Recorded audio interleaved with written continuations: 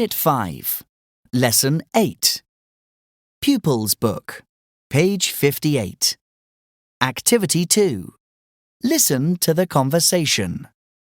Which pet would Eva like? Why?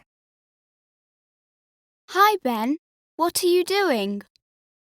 I'm looking at some photos of pets, Eva. Let me see. Ah, they're lovely. Did you have a pet when you were small, Eva? Yes, I did. I had some tropical fish when I was little. What were they like? Well, they looked amazing. They were different colours, and I remember one was striped.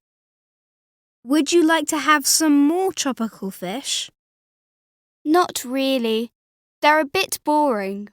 Oh, which pet would you like in the future? I'd like a puppy. I think dogs are the best pets. Do you agree? I'm not sure. They're friendly and fun, but they're a lot of work too. Really? What do they need? They need a lot of exercise. You need to take them for a walk every day. How do you feel about that? Oh, I don't mind.